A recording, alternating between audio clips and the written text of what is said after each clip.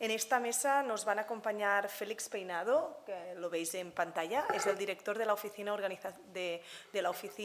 de la Organización Internacional del Trabajo en España. Nos van a acompañar Joan Bernat Zubiri Rey, profesor de Economía de la Universidad del País Vasco y investigador asociado a la Universidad de Grenoble. Buenos días, Joan. Te pido que puedas venir aquí en la mesa con nosotros. También nos va a acompañar Joan Sanchís, profesor asociado de Economía Aplicada a la Universidad de Valencia. Buenos días, Joan, puedes venir también en la mesa. Y van a estar virtualmente Will Strong, director de investigación de Autonomy, así como Emma Rodríguez, profesora titular de Derecho del Trabajo y de la Seguridad Social de la Universidad de Vigo y exasesora del Ministerio de Trabajo y persona que coordinó la Ley de Usos del Tiempo por parte del Ministerio. Con todo esto, si os parece, empezamos esta jornada. El objetivo de esta jornada, como hemos dicho, de este ratito que vamos a compartir juntos hasta la 1 de la tarde, es hablar de los impactos y las evidencias de la implementación de la jornada laboral. Para empezar, vamos a empezar con un vídeo de la OIT y seguiremos dándole la palabra a Will. Un saludo y muchas gracias por la amable invitación a la Organización Internacional del Trabajo para participar en estas interesantes jornadas de reflexión y debate sobre la reducción de la jornada laboral, una cuestión que viene permanentemente afrontando la negociación colectiva sectorial en España y que actualmente está de mayor actualidad por el debate que existe en el diálogo social.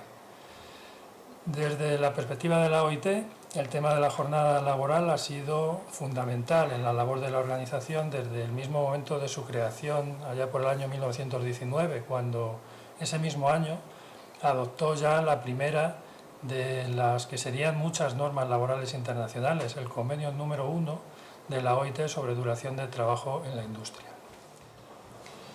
En el año 2023, en enero de este año, la OIT... En enero del año pasado, la OIT publicó el nuevo informe titulado Tiempo de trabajo y conciliación entre la vida laboral y personal en todo el mundo, que ofrece una revisión de las horas de trabajo y los acuerdos de jornada laboral y sus efectos en el equilibrio entre el trabajo y la vida de las personas trabajadoras. El informe revisa los principales patrones globales relacionados con el número de horas de trabajo y los acuerdos de jornada laboral, y analiza las coincidencias y las discrepancias entre el número de horas trabajadas reales y el número de horas de trabajo preferidas por los trabajadores. Muestra que a nivel mundial más de un tercio de los trabajadores trabajan regularmente más de 48 horas por semana, mientras que una quinta parte de la fuerza laboral mundial trabaja pocas horas, a tiempo parcial, menos de 35 horas por semana.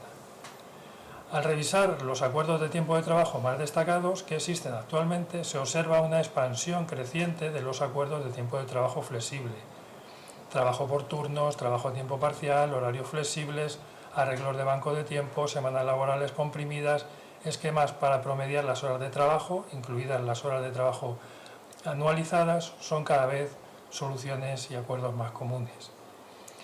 El estudio muestra que la semana laboral estándar clásica de 8 horas al día, 5 días a la semana, brinda estabilidad a los trabajadores para planificar sus vidas, pero por el contrario los horarios fijos suelen ser demasiado inflexibles para lograr un equilibrio entre los compromisos laborales y no laborales. Este equilibrio se puede lograr mediante soluciones que, sin embargo, pueden requerir que los trabajadores trabajen durante horas atípicas o en situaciones de indefinición sobre su jornada, lo cual acarrea riesgos significativos para la salud y perturbaciones en la vida familiar.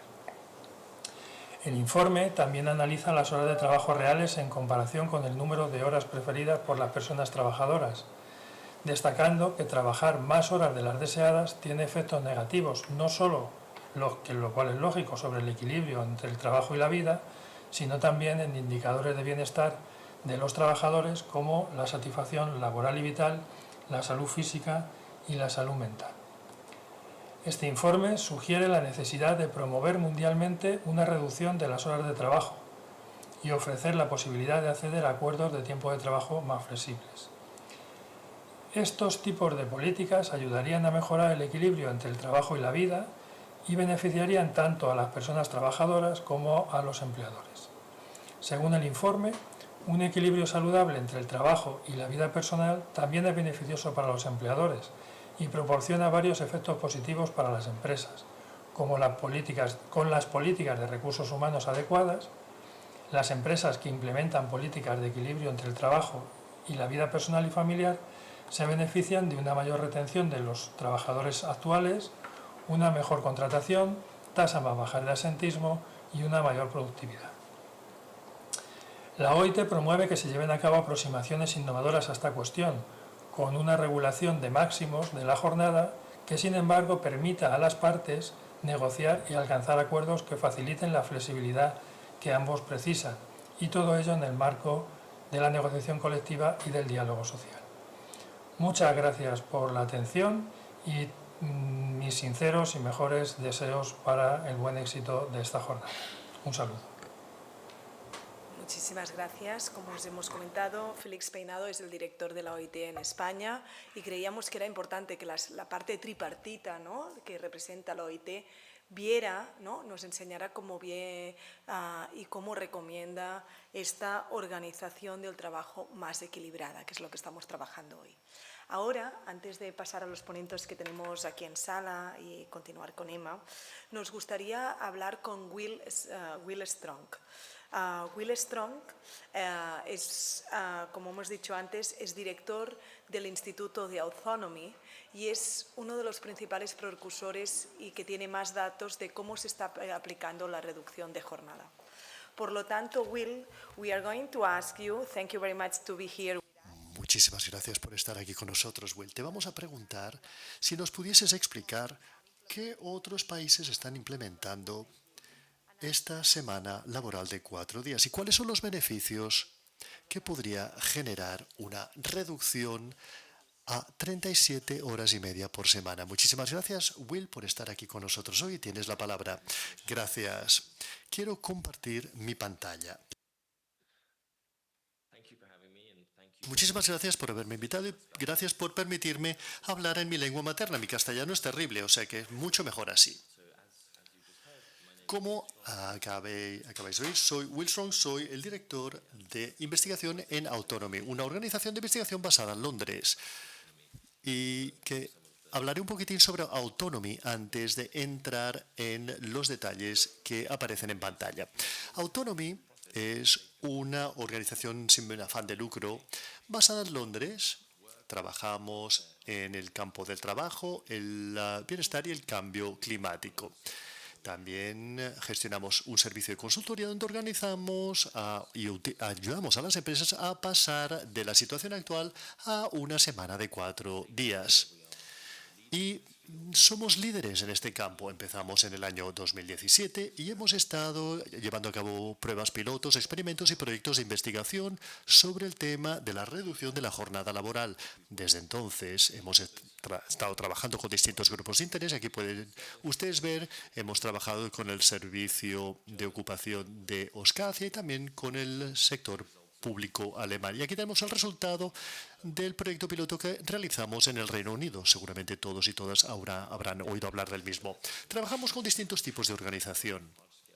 Hemos trabajado en pruebas pilotos a gran escala. En la prueba del 2022 en el Reino Unido y actualmente trabajamos con el gobierno escocés en el sector público, que implica a centenares de empleados del sector público. Y es un proyecto continuado.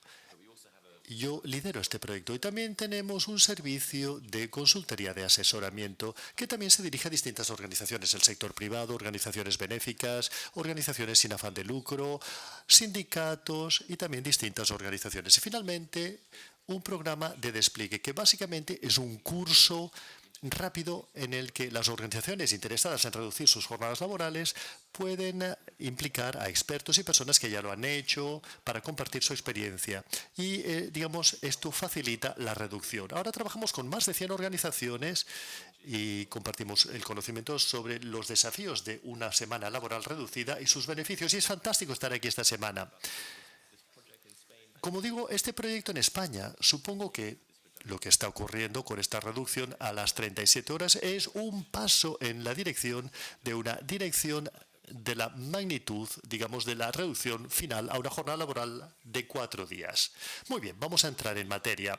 ¿Qué queremos decir con una semana de 4 días laborales? Una reducción del número de horas entre un 10 y un 20% sin una reducción del salario, sin una pérdida de los ingresos. Esto es muy importante. No hablamos de comprimir 40 horas en 4 días, no, hablamos de reducir el número de horas en toda la semana. Evidentemente existen distintos modelos que están disponibles. Tenemos un día libre universal, sería el viernes o el lunes, dependiendo de la organización, podrían ser 5 días con horas reducidas. Esto es lo que algunas empresas hacen u otras organizaciones hacen porque necesitan tener una disponibilidad durante todos los días de la semana. O en algunos casos, cuando no es realmente posible a nivel práctico tener una semana de 4 días laborales, podría ser que en algunos momentos del año tienes días o jornadas reducidas o semanas de 5 días. O sea, puedes reducir el número de horas durante el año. Como seguro que todas y todos sois conscientes, y esto forma parte del contexto más amplio de este proyecto nacional español, existe una tendencia creciente en la reducción de la jornada laboral o de la jornada semanal en toda Europa y en el sector público, ya se trate de personas con responsabilidad o un verdadero deseo de tener más tiempo para sí mismos y también problemas de salud o de agotamiento. Existe una gran demanda para tener un número reducido de horas de trabajo. Y también los sindicatos cada vez hacen más campañas sobre este tema en el Reino Unido, en Escocia. He trabajado también en Estados Unidos, en la UAW, en el PCS de Escocia, etc. También vemos cómo las distintas partes están aceptando esta visión. Seguramente el senador Bernie Sanders ha hablado sobre este tema frente, digamos, al Congreso el otro día. Y históricamente esto ha sido algo que los políticos progresistas y el sector de la izquierda ha estado de alguna manera defendiendo como política general. El fin de semana de 2 días, digamos, es un buen ejemplo de cómo los políticos progresistas y los sindicatos trabajaron conjuntamente para promoverlo. Pues bien, ¿hasta dónde hemos llegado? Estas pruebas piloto a gran escala, ¿dónde se han llevado a cabo en relación a la semana laboral de 4 días? En el pasado se ha incluido Islandia, de la que hablaré en breves instantes. Actualmente tenemos los proyectos piloto en España para animar a las empresas a pasar a jornadas laborales reducidas. En Portugal también.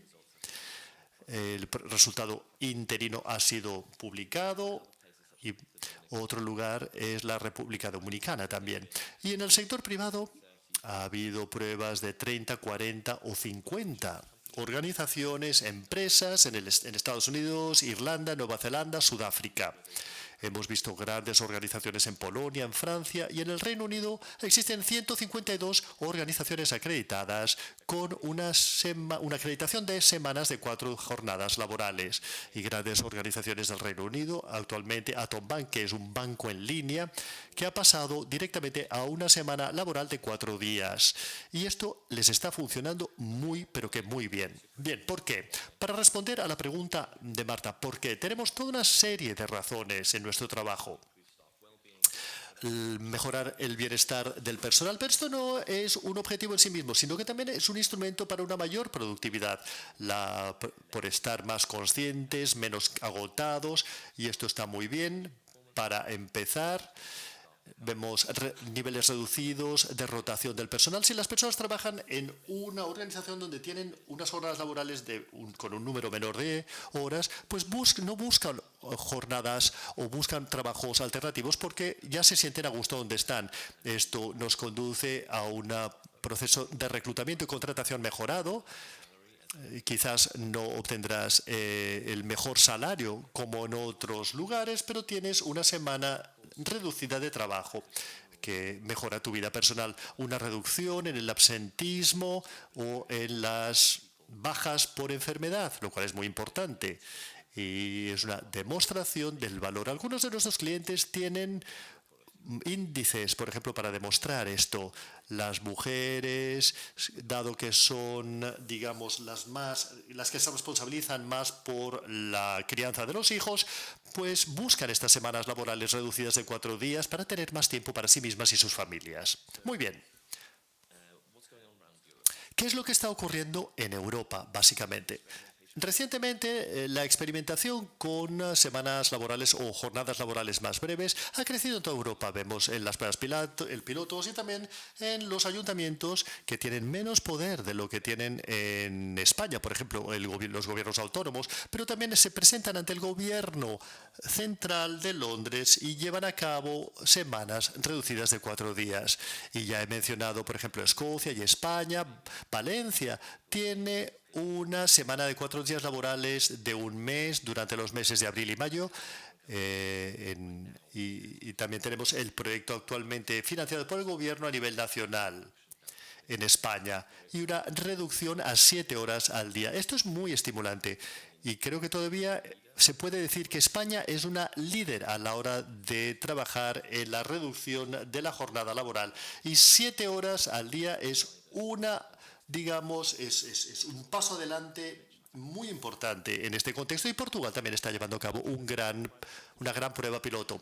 En Bélgica tenemos una prueba en el sector privado en el 2024, todavía el reclutamiento está llevándose a cabo, veremos cómo funciona. Y en Noruega tenemos pruebas de un número reducido de horas en los jardines de infancia en Oslo y Stavanger. Y esto de alguna manera se necesita de un mayor alcance, por lo menos una prueba piloto, y también mucha más experimentación por parte del sector privado es necesario.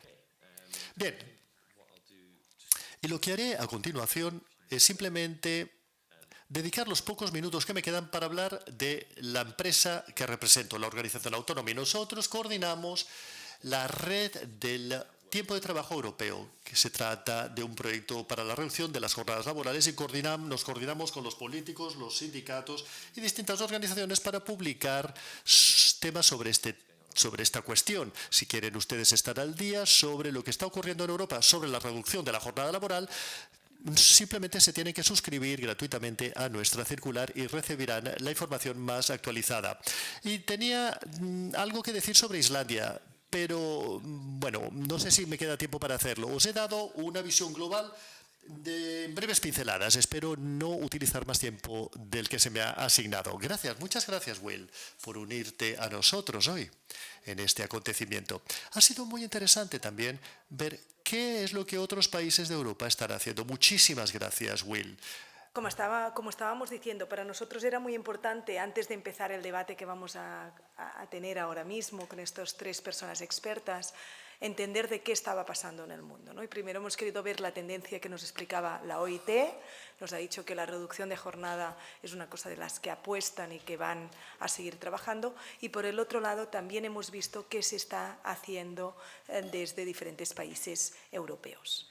Ahora sí, centrándonos en Cataluña, centrándonos en España, hemos invitado a 3 ponentes que nos acompañan hoy en este debate para discutir exactamente este impacto, y ya no vamos a hablar de otras medidas, sino de la medida que anunciaba hace unos instantes el secretario de Estado, Joaquín Pérez Rey, que decía: en España vamos a ver en los próximos meses cómo se aprueba por ley una reducción máxima de la jornada de 37 horas y media. Creemos que nos tenemos que anticipar a esto que va a pasar, y para esto queríamos estudiar estos impactos y retos. Con nosotros, como hemos dicho, está el profesor Joan Bernat Zubiri Rey, profesor de Economía de la Universidad del País Vasco y investigador asociado a la Universidad de Grenoble. Buenos días, buen día. Buen día. Está con nosotros Joan Sanchís, profesor asociado de Economía aplicada a la Universidad de Valencia y uno de los impulsores de lo que hablaba Will sobre el 4-day week, ¿no? Los 4 días de la semana en Valencia. Buenos días, Joan. ¿Qué tal? Buen día. Y también está con nosotras la profesora Emma Rodríguez, profesora titular del Derecho de Trabajo y de la Seguridad Social de la Universidad de Vigo. Buenos días, Emma.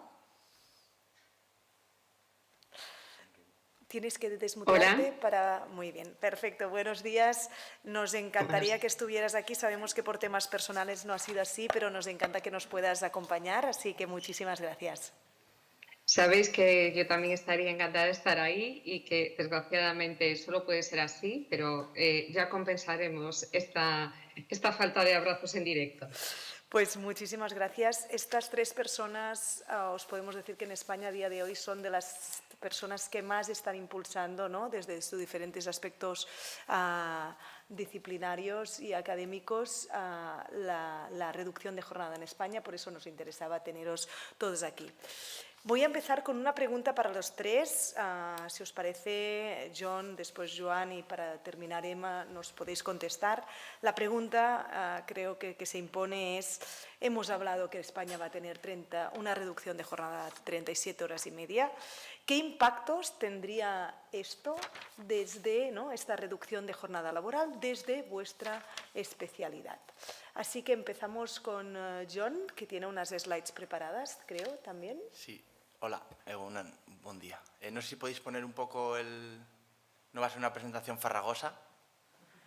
Perfecto, ahora nos ayudan a hacerlo. Así que, Egunon, John, tú mismo.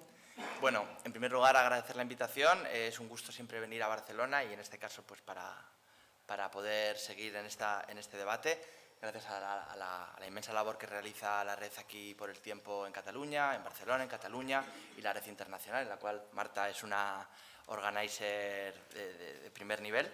Entonces, yo solamente, la razón un poco de mi presencia aquí es hacer una reflexión cuantitativa, ¿no? Aquí pues, los economistas pues venimos a decir el cuánto cuesta, ¿no?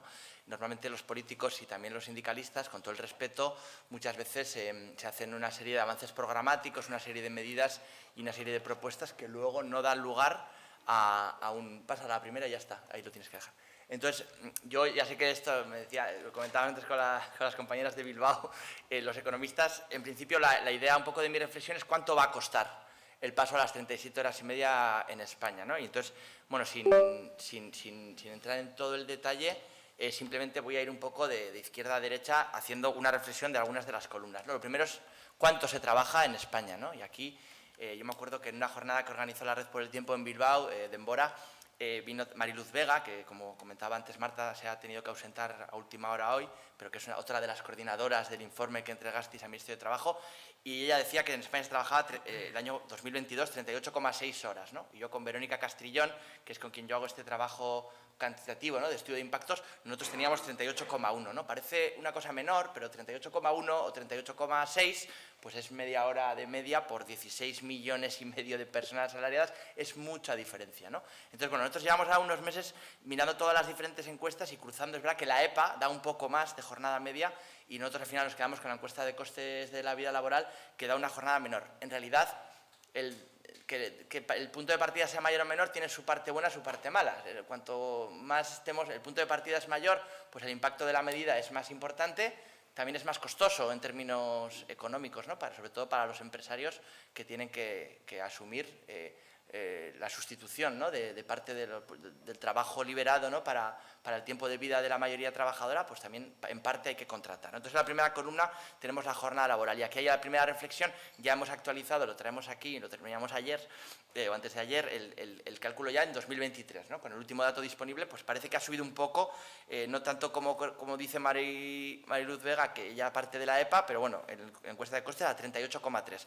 En cualquier caso, esa diferencia es bastante heterogénea a nivel sectorial y el gran problema que va a tener el secretario de Estado y todo su equipo y la propia Yolanda Díaz en la aplicación de esta medida es que en algunos sectores la jornada laboral es especialmente alta, ¿no? No por casualidad el gran beef o el gran conflicto se ha dado cuando se ha hablado de la hostelería, ¿no?, que es el sector que tiene una jornada laboral media más alta. También el comercio, que es el que tiene una jornada laboral, lo decía antes también Ana Ginés, no descansan los sábados, ¿no? No tienen un fin de semana de 2 días, ¿no? Lo cual también sería un gran avance en términos de distribución de la jornada. Hay otros sectores, pero en esa primera columna, pues, donde parece ser que va a haber más conflicto es en el comercio y en la hostelería. Por otro lado, acotando un poco el marco de la derecha siempre dice, ¿no?, que la izquierda hace política pública para los funcionarios, para los trabajadores acomodados. Pues no, en este caso, el sector público ya trabajamos 37 horas y media, entonces esto es una medida, ¿no?, un poco como diría Lenin, que parte primero de que hay que mejorar la condición de vida de la gente que tiene peor condición, ¿no? Y no ir tanto a medidas de la administración pública que a veces pueden tener un efecto contraproductivo a nivel cultural, ¿no? Como que la política pública la hacen los funcionarios y las funcionarias para sí mismos, ¿no? Cuando pasamos a la tasa de impacto, esto es un debate, ¿no? Aquí hay un clásico en este de materia de los años 90, Luis Enrique Alonso, un sociólogo madrileño. ¿Cuánto empleo se crea, ¿no? Aquí es un fallo típico de los políticos, de la gente, de los dirigentes políticos, decir que vamos a repartir el empleo y que el impacto va a ser la generación de tiempo para nuevas contrataciones. Esto no está del todo garantizado, ¿no? A mí me ha dado un poco pena, yo siempre tengo que, no me gusta contradecir a mis predecesores, pero tengo que contradecir al secretario de Estado, ¿no? Se lo comentaba antes a Joan, porque todo el mundo habla de la ley francesa. La ley francesa se creó una liberación de tiempo de trabajo de muchos millones de horas con las 35 horas y en nuestros cálculos, ¿no? En las estimaciones de las horquillas entre los think tanks de la derecha y los de la izquierda y los académicos de diferentes signos ideológicos, entre 1/3 y 1/5 del tiempo de los millones de horas de trabajo que se liberaron en las leyes Aubry de las 35 horas en 2002, entre 1/3 y 1/5 se creó en nuevo empleo. O sea, no dejó de ser el año 2002 y 2003 y 2004 los años de mayor creación neta de empleo de la historia de las últimas décadas en Francia. Otra cosa es que luego llegó la derecha, con su Sarkozy, con su trabajar más para ganar más, desfiscalización de las horas extras, luego el Partido Socialista, no la corriente de Jospin, sino la corriente de Hollande, pues otra serie de medidas de flexibilización, de aumento de la jornada irregular, de posibilidades de trabajar más, y ahí se revertió en parte. No se atrevieron a abolir las leyes Aubry de las 35 horas, pero las neutralizaron a nivel ideológico. Entonces, bueno, es un tema político. ¿Quién ganó las elecciones en el 2002 y quién las perdió, ¿no? En cualquier caso, la tasa de creación de empleo entre 1/3 y 1/5 es en un modelo francés que no se incentivó nada la creación de empleo. Se dio dinero gratis para bien a las empresas. Dijeron, bueno, hay que reducir las jornadas sin reducción de sueldos, os damos una compensación en cotizaciones y punto, ¿no? Nosotros, esto lo discutimos mucho con Joan y también con Héctor Tejero, que ha sido un poco el maestro de ceremonias del piloto en España, pues nosotros, por lo menos yo y Verónica Castellón, consideramos que se debe incentivar, que las medidas de financiación del Gobierno en estas medidas tienen que ser a favor de la incentivación de la creación de empleo. Pero vamos, en principio en muchos sectores no habría una creación de nuevo empleo, ¿no? Luis Enrique Alonso lo decía siempre, no hay sectores donde se va a hacer lo mismo en menos tiempo. Hay otros sectores más presencialistas donde el impacto de la creación de empleo nosotros hemos estimado que podría ser de unos 150.000 empleos, que es bastante poco. La buena noticia, y por último, es que si solo se van a crear 150.000 empleos con el paso a las 37 horas y media en España, el coste para las empresas es muy pequeño. Lo tenemos ahí más o menos de 4.800 millones. No sé cómo se pasa esto, yo soy un poco torpecillo, pásamelo. Y entonces, bueno, si solamente se va a gastar 4.800 millones en la creación de nuevo empleo, el titular para la patronal y en general para toda la negociación es que esto es baratísimo. Tampoco hay que olvidar que en realidad el coste encima no solamente es un coste para las empresas, es que hay unos retornos fiscales, ¿no? Que nosotros hemos estimado, porque no hay que olvidar que primero la gente que se contrata en parte deja de cobrar prestaciones por desempleo. La gente que se contrata pasa a pagar IRPF. La estimación fiscal de en torno al 16% de la renta va al IVA. Hay unos retornos fiscales, aumento en cotizaciones. Entonces, lo que se puede decir también en la negociación es que básicamente hay unos retornos importantes de en torno al 60% que revierte a la administración pública, que da margen para financiar estas medidas. Pásame, por favor, Marca, lo siento que no sé pasar. Entonces, también segunda crítica, y ya creo que es la última, al secretario de Estado, con toda la fraternidad que el acto merece, se le olvida un poco la segunda parte del acuerdo programático que con mucha voluntad y esfuerzo Nacho Álvarez negoció en esa negociación, que él mismo dijo una vez en televisión que este acuerdo que hubo de gobierno de coalición, cada palabra vale su peso en oro. En este caso, que hay que seguir avanzando en esta legislatura a una reducción de la jornada mayor. Me consta, Nacho es una persona muy discreta, no lo dice, pero me consta que su intención era que quedase plasmado a cuánto queremos reducir la jornada en esta legislatura. En cualquier caso, el año que viene pasamos a 37,5 y luego hay que seguir en una negociación a 35. Veremos si esto se dirime o se acelera, pero yo creo que hace falta incentivar, y en esto, y ya última filmina, bueno, luego está también, la ley de usos del tiempo, que es muy importante. Aubry lo hizo al revés. Aubry hizo la ley de usos del tiempo primero y luego las 35 horas, y en este caso se van a hacer las dos simultáneamente. Y termino, la última cosa, en ese horizonte de seguir reduciendo la jornada, es donde hay una reforma que sí que tiene un coste más importante para las empresas, es la reducción a las 32 horas, que eso sí que tendría un coste de básicamente unos 26.000 millones de euros, el rescate a la banca fueron 60.000, o sea, es bastante menos de la mitad del rescate a la banca, pero en cualquier caso estamos hablando de la reducción de la jornada de 16 millones de personas. A una jornada de 32 horas, como dice mi mujer, nos harán plazas, ¿no? Cuando el fin de semana se alarga a los viernes o se trabaja en 32 horas, en principio es un esfuerzo de una reforma sustancial que, y termino, ahora ya sí que sí, también, igual que en la mecánica anterior, pero con unos impactos mayores, porque pequeñas reducciones tienen pequeños impactos, grandes reducciones tienen grandes impactos. Lo que veríamos en una generalización de las 32 horas es que básicamente esos 26.000 millones de euros que costaría a las empresas tendría unos retornos otra vez de en torno al 60%, con unos ratios de impacto algo más elevados, porque sí que se crearía algo de empleo, incluso en sectores de servicios, incluso en sectores no tan presenciales. Estaríamos hablando de un retorno fiscal, cotizaciones sociales, ahorro en prestaciones, aumentos en recaudaciones muy importantes que darían margen a la Administración para financiar y ayudar a las empresas a la implementación de esta medida.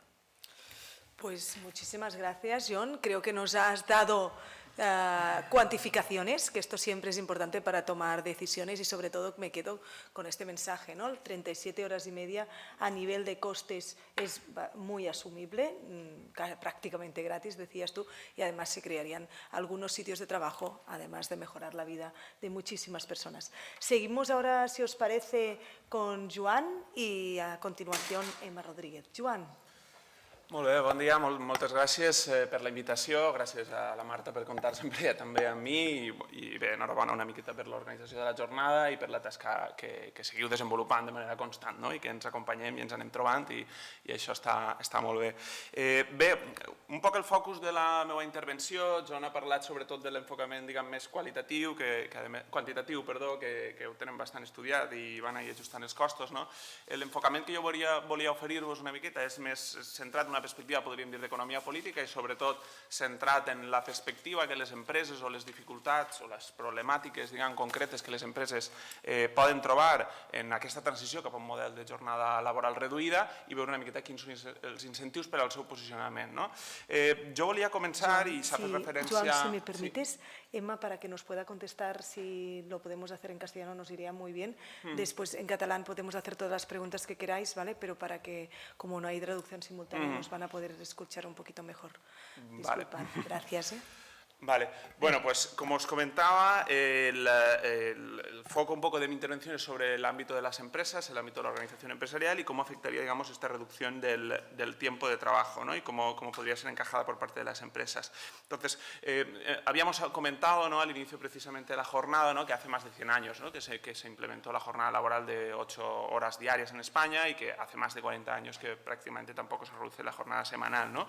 Y bueno, todas estas medidas surgieron en un proceso de lo que conocemos como estandarización de la jornada laboral, ¿no? Es decir, durante mucho tiempo el trabajo no estaba organizado, digamos, de una manera horariamente rígida, ¿no? La gente pues trabajaba cuando tenía tareas concretas que realizar y cuando las terminaba se iba a casa, o se trabajaba, por ejemplo, mucho a través de las redes de trabajo doméstico. Es decir, todo esto empieza a cambiar sobre todo a partir de la industrialización, ¿no? Y con la emigración hacia las ciudades, etcétera, la implementación de sistemas productivos industriales de carácter fordista hacen necesario, ¿no?, que la empresa organice el trabajo de alguna manera, ¿no? Porque yo tengo una cadena de producción, una serie de máquinas que tengo que poner en funcionamiento, tengo un proceso productivo complejo que requiere de una cierta disciplina horaria, tanto por parte de los trabajadores como por parte de la empresa, ¿no? Entonces, en este momento es donde surge precisamente también esta reivindicación, digamos, obrera en este caso, originariamente, ¿no?, de reducir el tiempo de trabajo, pero también, y en eso es lo que quería insistir, hay una lógica, digamos, empresarial productiva. Es decir, lo que conocemos como la jornada laboral estándar o la relación laboral estándar,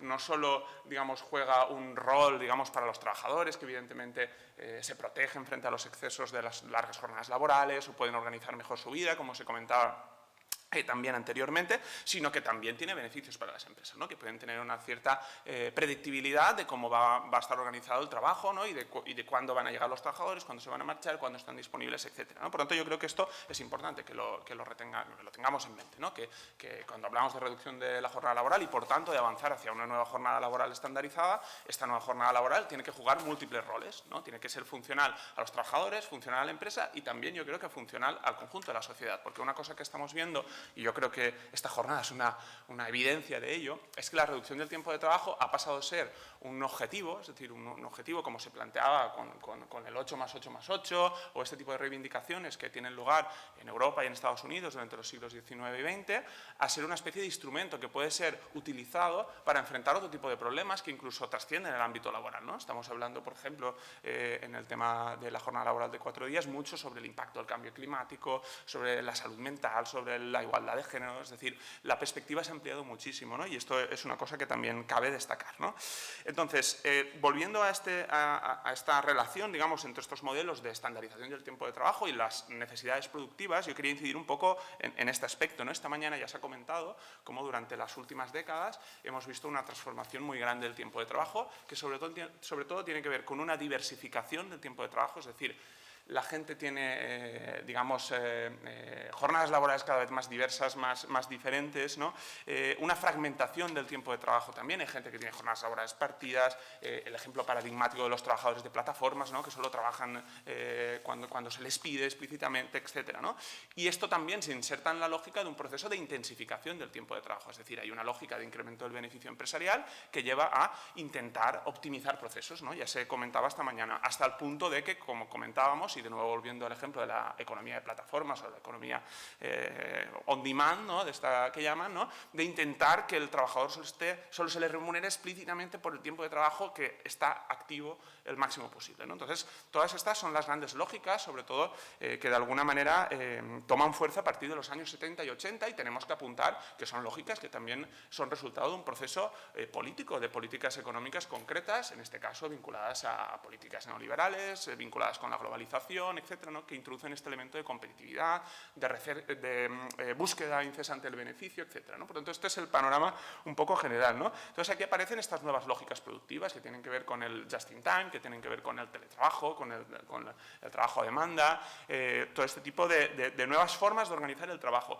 ¿Cuál ha sido la consecuencia de todo esto? Que la relación laboral estándar, la jornada laboral estandarizada de 40 horas semanales, de 5 días a la semana, parece que su vigencia se ha empezado a erosionar, ¿no? Es decir, este modelo está empezando a no resultar funcional para algunos tipos de empresa y para algunos tipos de trabajadores también, ¿no?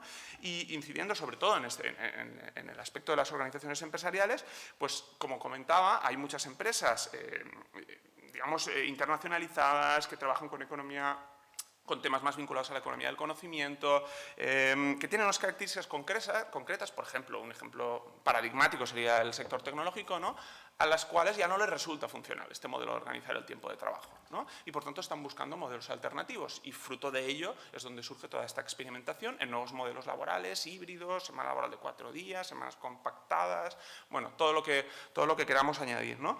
Entonces esto se inserta dentro de esta lógica, ¿no? El paradigma, digamos, dominante hasta el momento parece que se está volviendo obsoleto, ¿no? Y no voy a profundizar en ello tampoco porque ya lo comentaron otros ponentes, pero para los trabajadores también parece que este modelo está obsoleto porque no permite conciliar, porque no permite perseguir sus aspiraciones, digamos, personales, etcétera, ¿no? Por tanto, digamos, este paradigma necesita un cambio, ¿no? Entonces, ¿cuáles son los potenciales beneficios y riesgos? No sé cómo voy de tiempo porque quería ponerme esto, no sé 3 minutitos. 3 minutos, vale, perfecto. Muy resumidamente, ¿no? ¿Cuáles son los principales beneficios y riesgos que las organizaciones empresariales tienen que enfrentar en esta transición, ¿no? Y que podemos ver muy bien reflejadas en toda la literatura académica que tenemos, en estudios, encuestas, etcétera? Primero, los beneficios, ya se ha comentado al principio, el incremento de la productividad, ¿no? Solo como cifra, justo la semana pasada presentábamos un estudio aplicado específicamente al caso valenciano, donde encuestábamos a 400 directivos y el 60% de ellos afirmaba que creía que una semana laboral de 32 horas, en este caso, un 60% decía que mantendría o incrementaría la productividad. Es decir, que los pesimistas, digamos, en este escenario son solamente un 40%, ¿no? Lo cual, pues bueno, teniendo el tejido productivo que tenemos, yo creo que es significativo, ¿no? Por tanto, las mejoras de productividad son evidentes y están contrastadas en la literatura académica. Luego, la disminución de los costes de personal, que tienen que ver con menos rotación, mejor retención de talento. Muchas de las empresas que están implementando medidas como la semana laboral de 4 días. Lo están haciendo básicamente porque necesitan captar ese talento altamente cualificado, por ejemplo, sector tecnológico, programadores, etcétera, ¿no? Gente que tiene la posibilidad, digamos, de escoger en este ámbito. Luego, evidentemente, la empresa puede mejorar su flexibilidad interna, puede disminuir su coste energético. Por ejemplo, los antecedentes históricos que tenemos de la jornada laboral de 4 días durante los años 70 y 80 en Estados Unidos se implementó como una medida de ahorro energético en el contexto de las crisis del petróleo, etcétera, ¿no? Por tanto, aquí hay una dimensión también importante. Y por último, ya se ha comentado esta mañana también, la posible incremento de la demanda agregada, ¿no? De consumo en ocio, en turismo, y además yo creo que esto en nuestro caso es muy relevante. Los riesgos, muy brevemente, incremento del coste salarial por hora, ¿no? Si estamos manteniendo el salario y reducimos jornada, ¿no? Pues hay un incremento del coste salarial que hay que asumir, ¿no? Y que habrá que ver si se compensa con la productividad o no. Por otro lado, aparece la necesidad de contratación. Justo es una de las cosas que comentaba John, ¿no? Posibilidad de que sea necesario crear más empleo y, por tanto, se incrementen estos costes. Luego pueden aparecer también problemas de coordinación. Will lo ha comentado al principio. Las propuestas que tenemos sobre la mesa de reducción de jornada son muy diversas. Algunos hablan de compactar en 4 días, otros de reducir, otros de 32, otros de 37. Es decir, hay posibilidad de que esto sea difícil, digamos, de coordinar a nivel de la empresa, ¿no? Por tanto, en resumen y para terminar, básicamente lo que observamos es que las empresas, según sus características, según sus dimensiones, según sus prácticas empresariales, según sus estrategias competitivas, pueden tener una distinta capacidad para abordar todo este proceso, es decir, para, de alguna manera, capitalizar los beneficios y mitigar los riesgos. Esto lleva a que muchas veces, por ejemplo, el posicionamiento de las organizaciones patronales, que creo que, bueno, no sé si hay algún representante ahora mismo, muchas veces sea un poco, digamos, ambiguo respecto a este tipo de medidas, ¿no? O tendente incluso a lo negativo a veces, ¿no? Lo hemos visto con el posicionamiento en temas de la jornada de 4 días, etcétera, pero que tampoco sea un posicionamiento muy beligerante, porque efectivamente existe un sector de empresas que potencialmente pueden verse beneficiadas de estas dinámicas, ¿no? Y yo creo que con las organizaciones sindicales pasa un poco lo mismo, ¿no? Es decir, hay un grupo de trabajadores concretos, con unas características concretas, que valoran ya más reducir el tiempo de trabajo que, por ejemplo, incrementos salariales. Esto está demostrado también en estudios empíricos, etcétera, ¿no? Por tanto, aquí hay, sobre todo las organizaciones sindicales, patronales, se encuentran en una disyuntiva, ¿no? Y por tanto yo creo que lo que hay que hacer, y ya eso enlazo, ya lo comentaremos después, es tratar de romper esas digamos, reticencias, ¿no? y esas dudas que puede haber en ese proceso, ¿no? Y luego yo creo que ya tendremos la oportunidad también de comentar un poco cómo apuntar esas dudas. Gracias. Exactamente, gracias Joan por aportarnos también los beneficios y los retos que podemos tener. Y ahora le pasamos a la profesora Emma Rodríguez para que también nos pueda decir qué impactos tendría esta propuesta también desde una perspectiva legal, ¿no? No solo hemos visto una perspectiva económica, una perspectiva más política, ahora una perspectiva legal. Buenos días, Emma. Buenos días, Marta. Bueno, lo primero, muchísimas gracias por facilitarme la participación en esta estupenda jornada que además sabéis bien y agradezco tremendamente los esfuerzos de toda la organización, tuyos en particular, para que yo esté ahí hoy, porque sabéis bien la ilusión que me hacía. Efectivamente, Marta ha comentado, perdón, Marta ha comentado que que trabajamos profusamente en esa ley de usos del tiempo durante estos años atrás, en la legislatura anterior, y dirigido ese trabajo por Marta Junqué, y en el que han participado Ana y María José, por supuesto. Mariluz, perdón, pues ha sido un trabajo muy inspirador y ha sido un trabajo en el que efectivamente se han propuesto cuestiones que han quedado encima de la mesa, pero que se desarrollarán ahora porque están efectivamente muy avanzadas. Esto, así como reflexión general y como avance de lo que pudo ser y, en fin, se vio truncado por una circunstancia, digamos, también de fuerza mayor. Bien, el trabajo, tradicionalmente en las empresas, el trabajo, por supuesto, está en manos, digo por supuesto, porque ha sido siempre la reivindicación y uno de los instrumentos principales que las empresas, como acaban de exponer tanto John como Joan, pues forma parte del poder de dirección del empresario. Se radica y se circunscribe a ese ámbito de organización que está en las manos del poder de quien organiza los medios de producción. Ahora bien, y también se ha dicho, con las nuevas tecnologías, el cambio de la estructura laboral y el cambio en nuestras relaciones laborales ha influido, o sea, ha sido de tal calibre que hablamos de las fronteras líquidas entre los instrumentos clásicos que definían el concepto de trabajo y lo que es hoy en día un trabajador o lo que es un concepto de centro de trabajo y, por supuesto, de tiempo de trabajo. Esas fronteras líquidas se materializan, como digo, tanto en el centro de trabajo como en el tiempo de trabajo. Porque hoy en día, decía antes Joan, ¿no? Efectivamente los repartidores o las personas que trabajan a través de plataformas solo se considera tipo de trabajo el trabajo efectivo, el tiempo de trabajo efectivo. Bueno, tenemos sentencias del Tribunal de Justicia de la Unión Europea en las que la expansión y la afectación del tiempo de trabajo es mucho más amplio. ¿Por qué? Porque el tiempo de trabajo en realidad no tiene una definición legal. Esto es algo muy paradigmático y muy casi contradictorio a lo que estamos desarrollando hoy aquí, pero esto es una realidad. El tiempo de trabajo se define por oposición a lo que no es tiempo de puesta a disposición.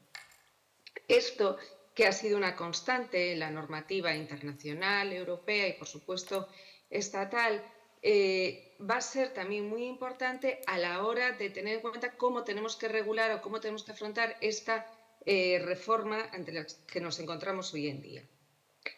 ¿Por qué? Porque, bueno, no siempre se ha afrontado de la misma manera. El tiempo de trabajo en España ya se redujo en el año 1983. La jornada era de 43 horas en jornada partida y 42 en jornada continuada, y además las vacaciones anuales eran 23 días. Bueno, pues la reforma del 83 lo que hizo fue imponer por ley el cambio que tenemos ahora mismo vigente en el Estatuto de los Trabajadores. A nadie sonrojó entonces hacerlo de esa manera. Ahora se ha abierto un proceso de, llamémosle, concertación social mucho más amplio y con el que se pretende implicar de manera efectiva a todos los interlocutores sociales y a toda la sociedad. También esto viene impulsado por las propias directrices de la OIT.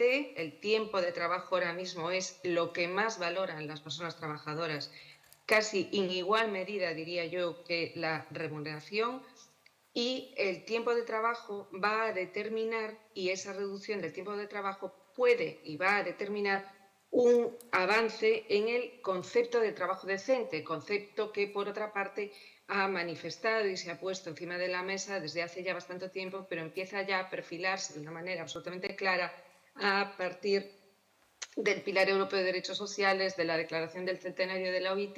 Y el trabajo decente implica trabajar menos, y no es que ganar más, sino que el trabajo de las personas tenga más valor. Algo tan sencillo como que los avances en los medios tecnológicos tengan una repercusión en nuestras mejores condiciones de vida.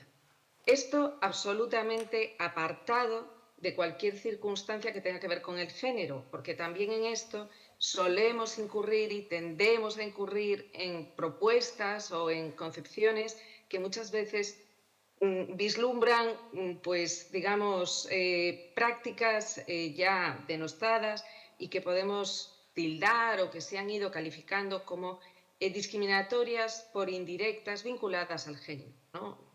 Eso de que el teletrabajo mejora la conciliación, ¿por qué? Porque no te tienes que desplazar, entonces ahorras el tiempo de tal. Bueno, pongámoslo siempre entre paréntesis o entre comillas. El tiempo de trabajo es el tiempo de la persona trabajadora, y la conciliación y los derechos de conciliación son también de la persona trabajadora. El Pilar Europeo de Derechos Sociales, digo, avanza sustancialmente en esto, y la directiva que está a punto de transponerse, la 1152, nos dice cuestiones muy importantes. Nos dice que el trabajo tiene que ser previsible.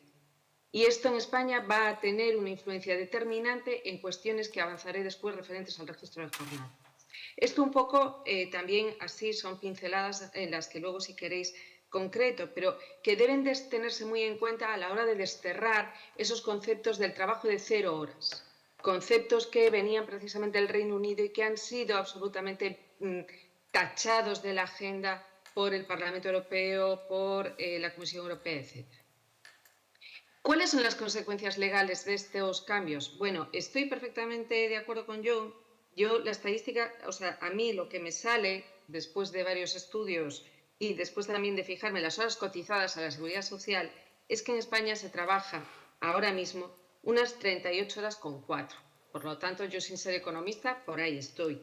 Eso es los datos más fiables o de los que también podemos fiarnos. Lo apunto porque efectivamente ese cambio no incide, también comparto esto con John, precisamente en colectivos como empleados públicos, por lo que él mismo ha apuntado, y tampoco, y esto también es importante tenerlo en cuenta, trabajadores a tiempo parcial, porque en trabajadores a tiempo parcial solo incidiría en la medida que esos trabajadores a tiempo parcial decidan reducir más su jornada laboral, porque a lo mejor de repente una persona que tiene 37 horas y media de jornada ya decide quedarse ahí. Por lo tanto, no estaremos reduciendo. Otra cosa es como tengamos que pagarle, que obviamente no podemos discriminarle y obviamente tendremos su hora de trabajo valdrá más en ese caso, obviamente, sobre el pacto anterior que tenía. Más allá de esto,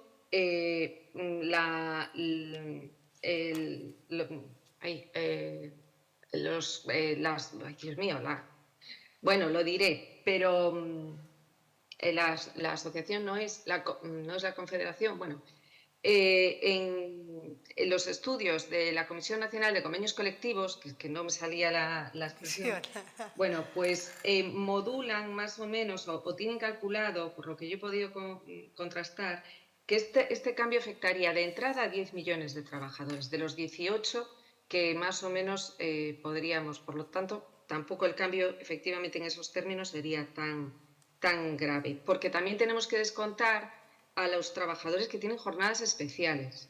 Esto también es importante tenerlo en cuenta, porque si esto se implementa, ¿cómo habrá que hacer el cambio? ¿Cómo afectará si yo tengo un convenio colectivo que ya establece que tengo 38 horas de trabajo y de repente la ley me cambia y me establece las 38 horas y media? Bueno, pues lo que establezca la ley prevalece sobre el convenio colectivo. Sobre eso no tendremos tanto problema.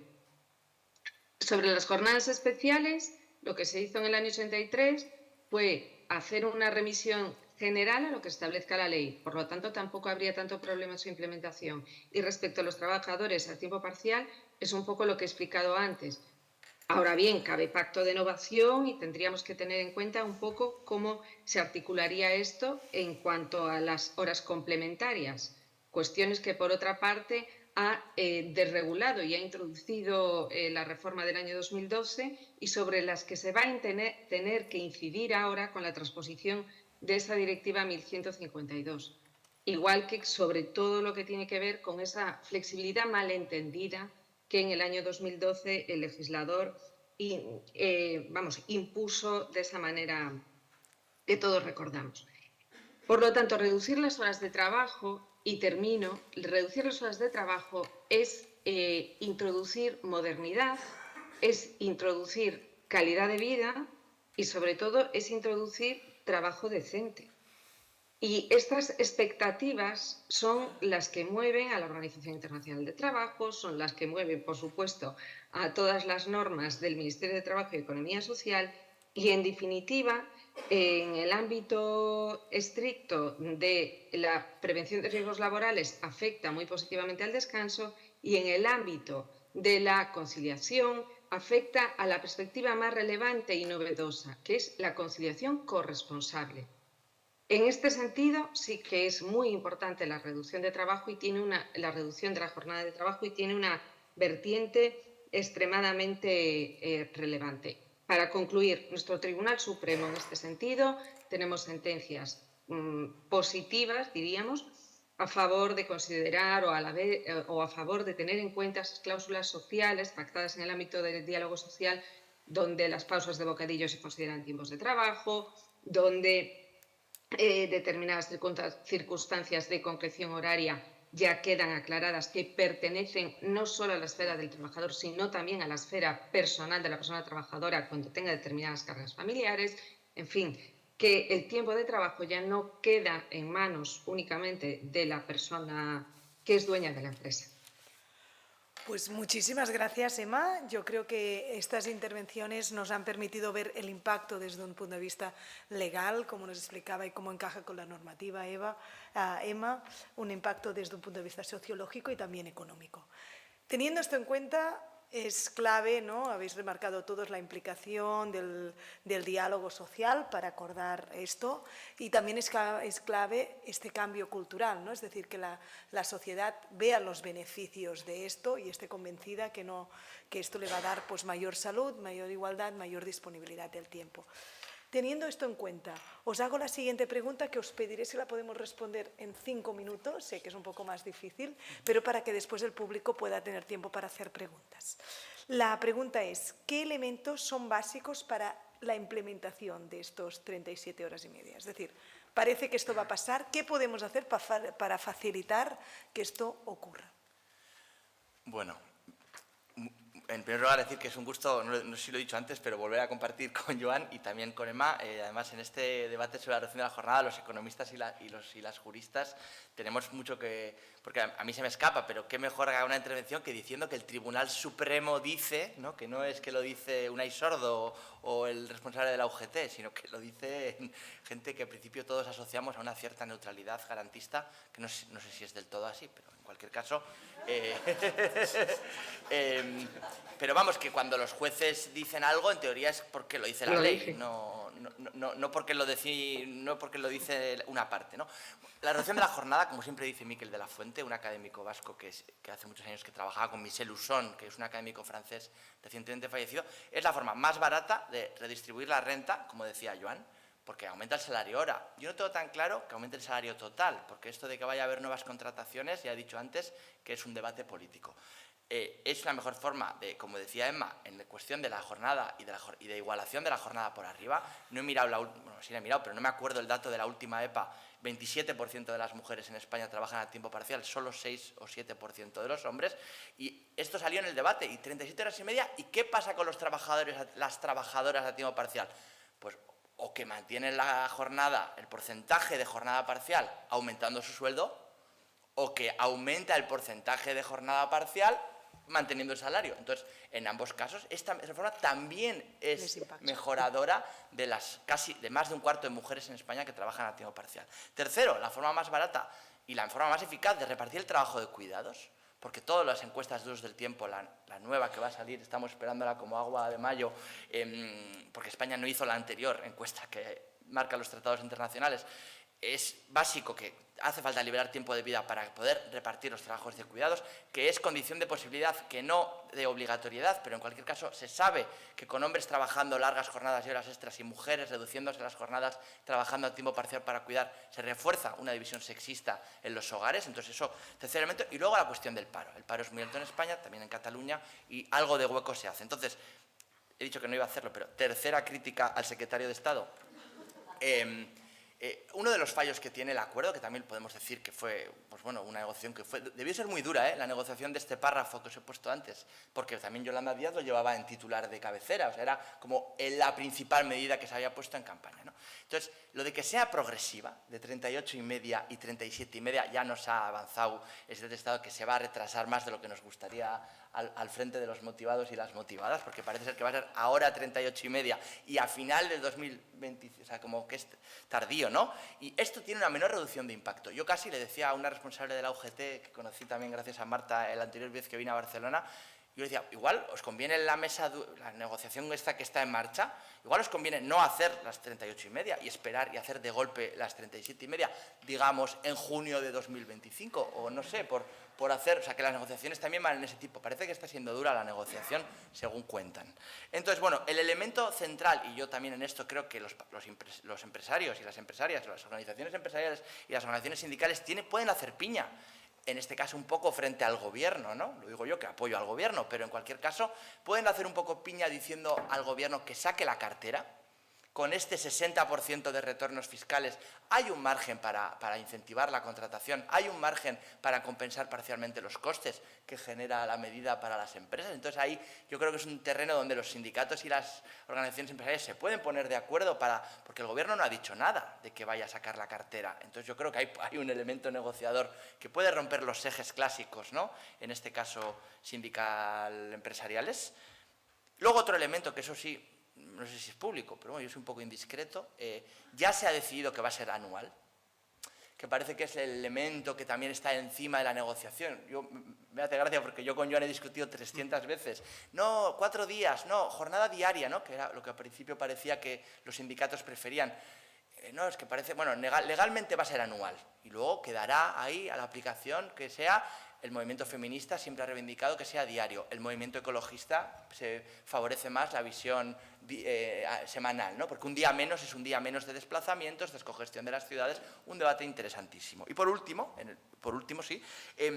hay un elemento, lo decía antes, donde más impacto va a tener sectorial: el comercio, la industria, la hostelería, la construcción y el transporte, las 5 ramas donde esto va a haber que discutirlo en negociación colectiva sectorial, pero es un elemento muy importante y también lo dice la vicepresidenta. La reducción del tiempo de trabajo es un elemento democratizador, porque hay que ponerse cara a cara la parte empresarial y la parte sindical, y esto cómo lo hacemos.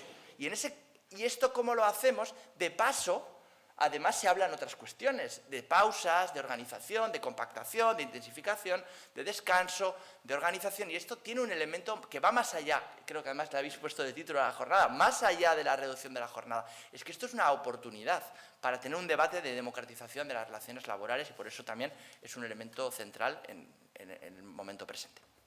Muchísimas gracias, John. Joan, ¿seguimos?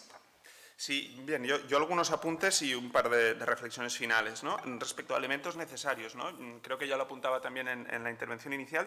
Yo creo que hacen falta 2 cosas, ¿no? Por un lado, procesos de acompañamiento, que de hecho ya lo estamos viendo, por ejemplo, en los proyectos piloto que, por ejemplo, Will ha explicado antes, que se están desarrollando alrededor de la propuesta de la semana laboral de 4 días, donde haya un acompañamiento activo que tiene que ver con formación, con implementación de nuevas metodologías, acompañamiento tecnológico. Bueno, en el caso, por ejemplo, del proyecto que tenemos en España, impulsado desde el Ministerio de Industria, exclusivamente para empresas industriales, pues bueno, ya se apuntan algunos elementos, ¿no?, de este acompañamiento, de la necesidad, digamos, de hacer pedagogía y de acompañar a trabajadores y empresas en este proceso, ¿no? Por tanto, yo creo que esto es un elemento muy importante.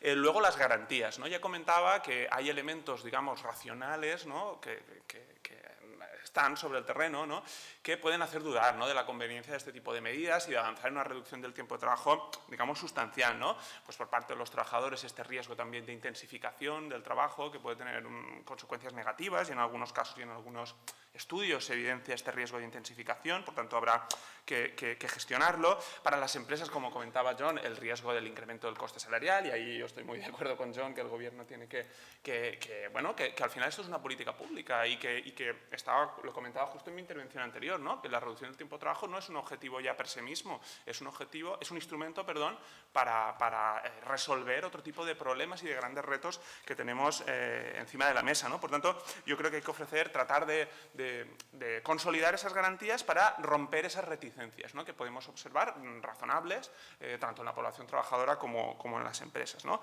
Evidentemente tiene que haber un proceso de diálogo social, de negociación colectiva, ¿no? Esto ya se ha comentado, ¿no? Yo creo que es fundamental que ahí pues, la tarea de las organizaciones sindicales es muy importante y que hay que hacer una labor de diálogo y de pedagogía que permita que la medida se implemente de una manera efectiva y que funcione y que realmente responda a las necesidades de empresas y trabajadores.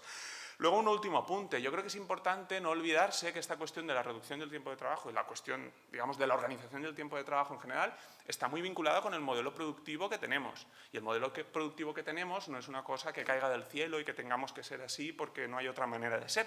Es producto también de decisiones políticas y decisiones de política económica, ¿no? Por tanto, nos tendremos que plantear qué tipo de país, qué tipo de economía queremos ser. Y en base a esa decisión, pues habrá aparejado una serie de parámetros, ¿no?, de necesidades que las empresas tendrán que responder a ellas, ¿no?, más en un contexto de economía globalizada, conectada, etcétera. Por tanto, no olvidemos la cuestión del modelo productivo. Es decir, que habrá que abordar políticas. Lo vemos mucho en el debate pues, sobre el tema del turismo, etcétera, ¿no?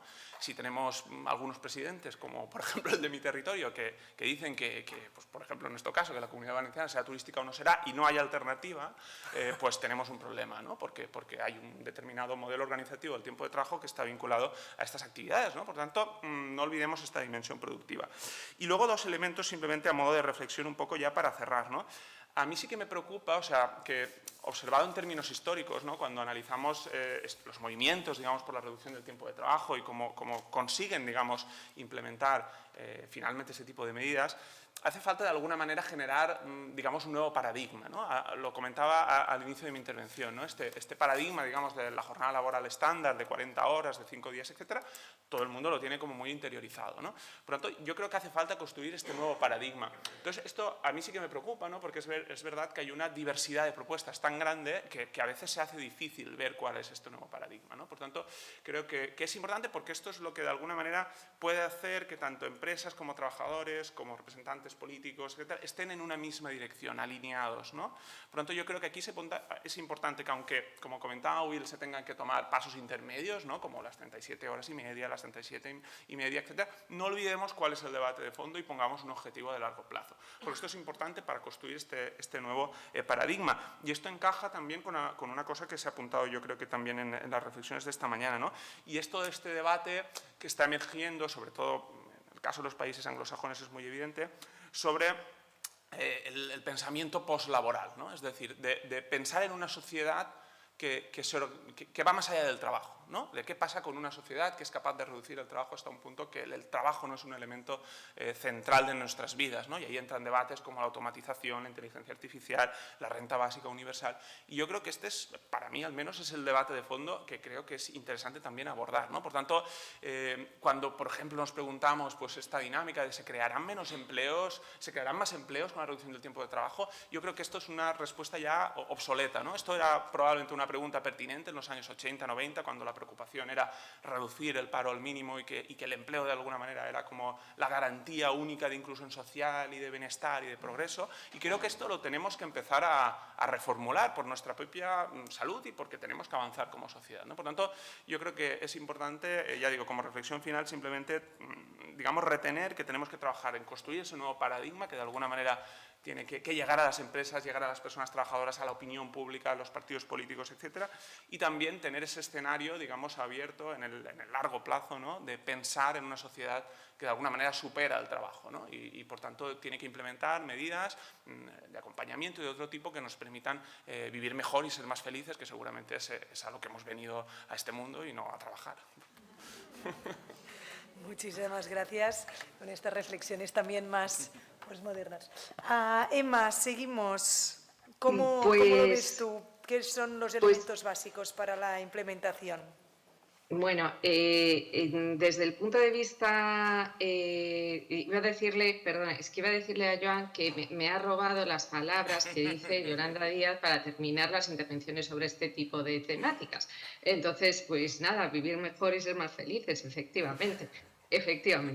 No, vamos a ver, desde el punto de vista jurídico, hay un elemento que todos conocemos, que tiene ya una cierta trayectoria en nuestro ordenamiento jurídico, por no decir que está ahí presente desde siempre, pero que se ha ido ampliando precisamente por la jurisprudencia del Tribunal Supremo, en este caso sí, muy acertada, y que ha impulsado modificaciones legislativas importantes y que, bueno, lo tenemos ahí, pero una especie de maquillaje.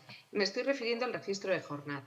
Vamos a ver, es una herramienta tan útil como necesaria. Estamos hablando de reducir el tiempo de trabajo, pero es que en realidad cuando queremos determinar o cuando, por supuesto yo lo he hecho a través de los datos de cotizaciones a la Seguridad Social, pero cuando personas expertas quieren determinar cuántas horas de trabajo se realizan en España, pues bueno, los datos no están muy claros. Y esto ya pone de manifiesto la dificultad de abordar la base misma de lo que queremos implementar, ¿no? Que es la reducción de trabajo. Lo estamos haciendo, por lo tanto, no digo a ciegas ni mucho menos, pero digo partiendo de ese estándar que también comentaba muy bien ahora Joan, ¿no? De esto que tenemos tan interiorizado, ¿no? De las 40 horas, 5 días a la semana, ese descanso del domingo, porque en realidad viene de una ley franquista del descanso dominical vinculado a determinados cultos y tal. Entonces, efectivamente, estamos en un momento en el que avanzar como sociedad también significa ser conscientes y ser consecuentes con lo que queremos. Y el registro de jornada es un instrumento jurídico muy sencillo que simplemente requiere, hay una normativa legal muy amplia, es verdad que podría ser más estricta, es verdad que con determinados colectivos pues es a lo mejor diríamos desde un punto de vista estrictamente jurídico excesivamente amplia, pero en realidad lo que hace la norma es reconducirlo, como casi todo lo que tiene que ver con la jornada, a la negociación colectiva, para que sea la negociación colectiva la que establezca los medios que consideren más adecuados desde un punto de vista objetivo, fiable, y así lo ha determinado también tanto el Tribunal, sobre todo en este sentido, el Tribunal de Justicia de la Unión Europea. Nos ha dicho, hay que tener registros objetivos y fiables y contrastables. Esto tiene que ser así y tienen que tener registros de jornada que respondan a la realidad. Sobre esto todavía existe, bueno, pues en fin, cierto escapismo. Y yo sé, y todos sabemos, que la Inspección de Trabajo ha desarrollado campañas muy directas para realizar estos controles casi de manera ejemplificativa, y no lo diría si no estuviese ya fuera de la Secretaría de Estado, pero el conocido contra las Big Four, etcétera, ¿no? Pero es que verdaderamente el registro de jornada es un instrumento que tiene mucha importancia para poder verificar y para poder plasmar esta reducción de jornada y después poder también reclamar esos tiempos de exceso y reclamar esos tiempos de jornadas extraordinarias que se han flexibilizado de manera tan... y por supuesto todo esa posibilidad de disposición hacia la empresa que se ha abierto con la reforma del año 2012 y que, insisto, veremos más pronto que tarde, y esto yo estoy absolutamente segura, cómo todo esto sí se va a reconducir. Y todo esto van a ser pasos intermedios necesarios para alcanzar esa ansiada jornada de las 32 horas. No solo la reducción de jornada en stricto sensu, es decir, trabajar menos horas, va a ser el camino para conseguir trabajar menos horas de verdad. Una vez que se transponga la Directiva 1152, veremos cómo hay que tener una previsibilidad de las horas extraordinarias, una previsibilidad y una referencia concreta en relación con esos trabajos que ahora parece que tienen esa puesta a disposición mucho más amplia, cuyos tiempos de trabajo efectivos parece que son los únicos que se computan. Esto no puede ser así. Y muchas otras cuestiones también vinculadas a los propios descansos, a la propia elección de turnos de vacaciones y, en definitiva, yo creo que el camino es amplio. Yo nunca soy partidaria de momento no soy partidaria de esa limitación a los 4 días. No lo veo como una solución. Yo veo como una solución aprovechar esa flexibilidad de jornada, una flexibilidad ordenada dentro de esos límites que se establecen, por ejemplo, a través del Real Decreto 5 que se ha establecido, 523, que se ha establecido con las personas que tengan a su cargo dependientes o que tengan que ejercer derechos de conciliación. Ahí existe un derecho de flexibilidad amplio en relación con el tiempo de trabajo, pero pautado y delimitado. ¿Delimitado para quién? Para el empresario, no para la persona trabajadora. La persona trabajadora puede elegir, puede adaptar, puede tener esa soberanía sobre su tipo de trabajo. El empresario tendrá que poner a su disposición, como ocurre en relación con la prevención de riesgos, medios de adaptabilidad de esos tiempos a esas personas y complementario, digamos, con todo esto en determinados casos, el registro de jornada, un registro veraz, un registro verificable que cumpla además con el efecto útil de la normativa europea, tal y como se ha puesto de manifiesto también en multitud de sentencias. Estos instrumentos que están en manos de la negociación colectiva y que también el legislador, ya digo, yo creo, tengo, en fin, tiene que transponer ya, y que hay un proyecto muy avanzado y creo, no sé ahora mismo cómo está, pero está ya muy, muy avanzado. Son pasos hacia esa reducción de trabajo real, hacia esa efectividad real y hacia esa implementación un poco en la sociedad de que es necesario tomarnos más en serio que el trabajo que el trabajo no puede ser el centro a través del que pivote nuestra vida.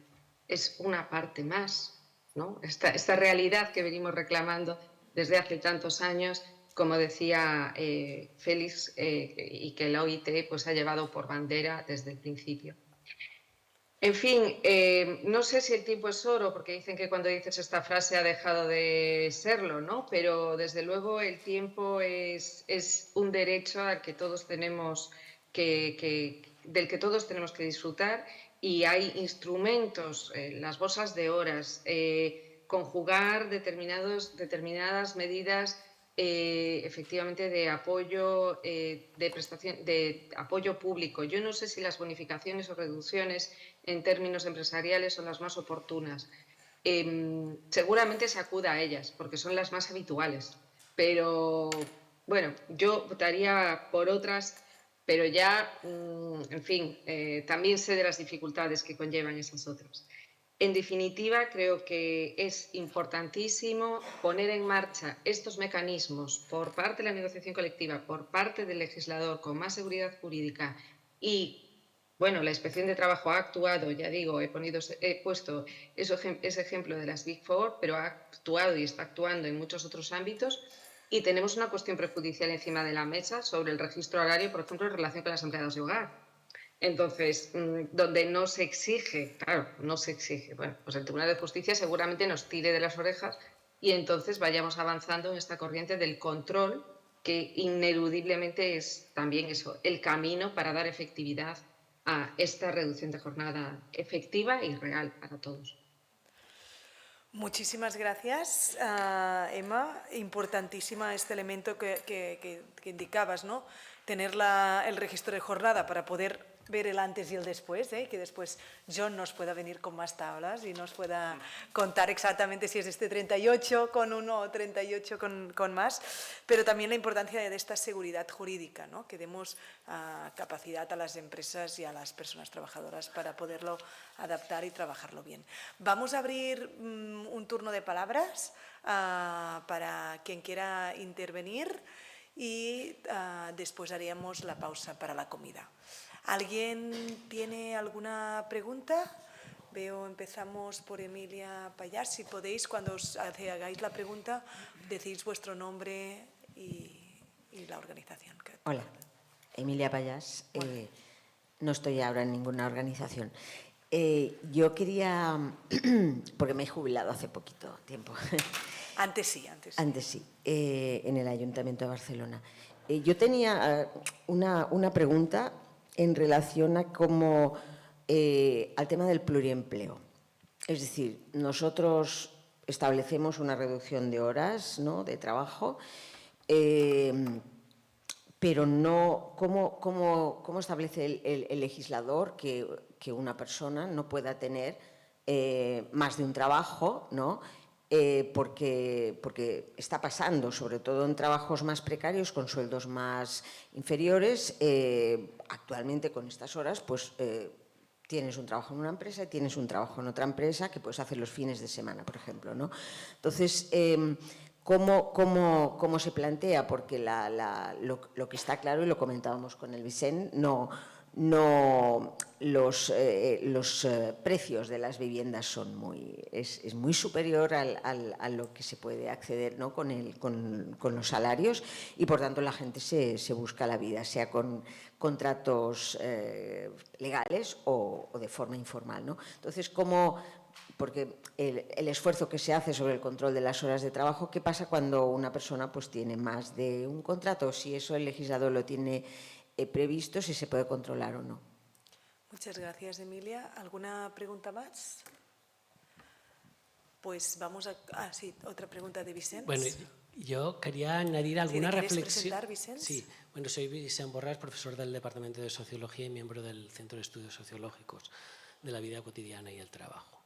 Y son como un par de reflexiones de esta mesa y de la anterior, que quería decir que es, si nos damos cuenta, estamos todo el rato pensando en el trabajo y estamos diciendo, bueno, el trabajo no tiene que ser lo importante, etcétera. Malas noticias, el trabajo es lo central. De hecho, estamos aquí hablando y el tiempo de trabajo es el que organiza toda la vida.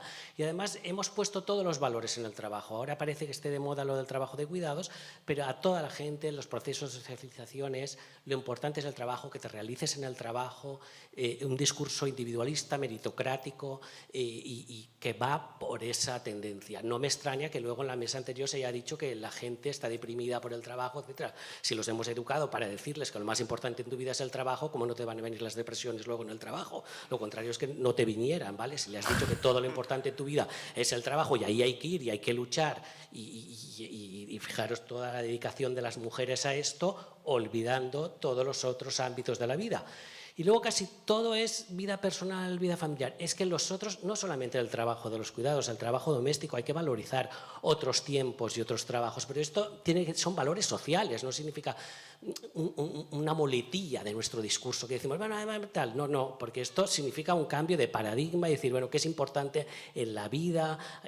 Cuando la gente se muere o está en las últimas fases terminales, no dice, ay, lo importante de mi vida ha sido mi realización al trabajo, quiero estar más tiempo con los otros, más tiempo de familia, más tiempo de cuidados, etcétera, pero esto es lo que da sentido más a la vida.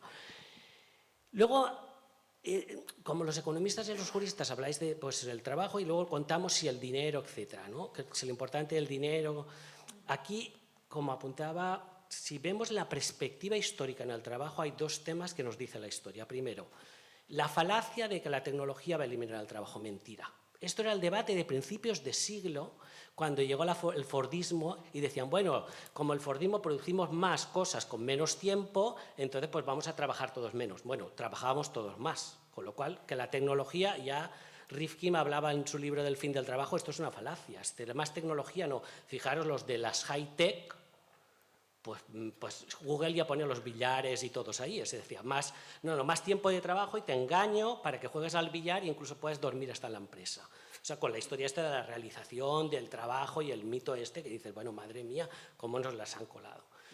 Respecto a esto, pluriempleo y horas extras. O sea, si no hay una política global, esto de reducción del tiempo del trabajo, nosotros en los estudios que estamos haciendo, cuando les preguntamos a la gente si está en favor de la reducción del tiempo de trabajo diario, depende de la etapa del ciclo de vida y por clase social, la gente joven, embrancada en hipotecas, todos quieren trabajar más porque necesitan más dinero. Y esto va a pasar. O sea, va a pasar mientras las empresas den la posibilidad, etcétera, va a haber mucha gente, va a haber una polarización del mercado de trabajo en el que va a haber trabajadores privilegiados de clases medias que se favorezcan de las 32 horas y va a haber gente de clase trabajadora que va a aumentar sus horas de trabajo de fines de semana, etcétera, porque necesita una vivienda, etcétera, y no sé, como ya ha pasado en España. Si en España lo teníamos en los 60, por eso tenemos los horarios irregulares. Y una última reflexión. En las investigaciones que hemos visto, y he aprovechado, se lo he dicho al secretario cuando se iba, porque sabía que no se iba a quedar, la mala política de entrar por la reducción del tiempo de trabajo y hablando del ejemplo de la hostelería y que queremos todos los servicios abiertos, y esto va en esta doble lógica que estamos haciendo aquí, una lógica de trabajador, pero no hacemos una lógica de usuario, porque cuando le preguntas a la gente ¿qué piensas como usuario? Todo el mundo lo quiere todo abierto las 24 horas del día, pero cuando le preguntas como trabajador, dice que él quiere la reducción de tiempo de trabajo, entonces esto no cuadra muy bien, hay que organizarlo de otra manera. Ligado a esto, a esta reducción de... ¿Qué es lo que vimos? Que todo el mundo quiere trabajar más porque el trabajo sigue siendo lo que le da sentido a su vida. La gente está pensando, todo el mundo te dice muchas vacaciones, pero ¿dónde vienen las depresiones? Está lleno de coach forrándose con los parados de larga durada, con los que se prejubilan, etcétera, porque no saben qué hacer con su tiempo, porque la organización de su vida, la identidad social está basada en su centralidad en el trabajo productivo. Gracias, Vicens. Hacemos la última pregunta y pasamos al público. Simplemente, Vicens, un dato que sí que me gustó mucho de la Agencia Catalana del Consumo. Nos decía que cuando les preguntábamos a los consumidores si estaban de acuerdo en la racionalización de los horarios de comercio, En Cataluña, en 2021, diría, el 74% de los consumidores estaba a favor de una racionalización. Veamos. Seguimos con la última pregunta. Sí. Buenos días. Mira, yo soy Mercè Armelles, yo trabajo en el Departamento de Salud y concretamente soy la responsable de planificación sanitaria.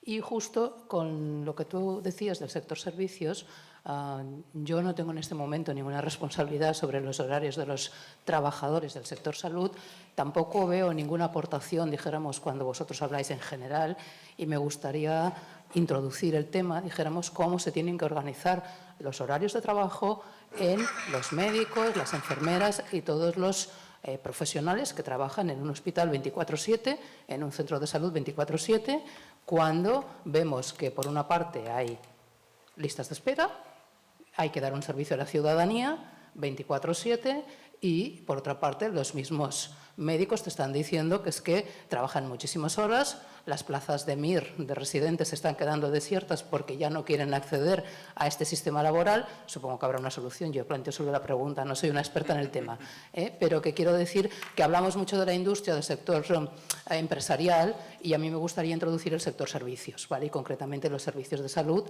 para dar un correcto servicio a la ciudadanía y que justamente la enfermedad no se puede planificar.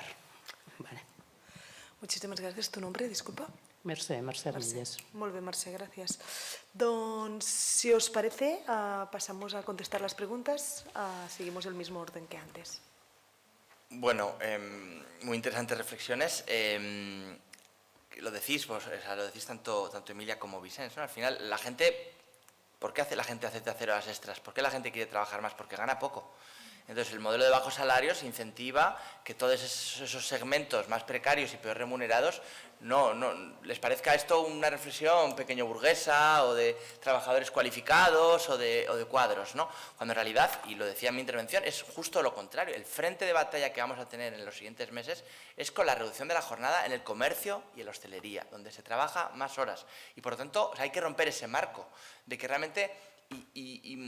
discrepo, ¿no?, un poco siempre técnicamente con Joan, que tengo mucha amistad y a quien aprecio muchísimo, pero es que la reducción de la jornada es una forma de redistribuir renta, es una forma de salario en tiempo, y lo decía Joan, aumenta el salario hora, pero también aumenta las personas a tiempo parcial, como decía, también ganan salario.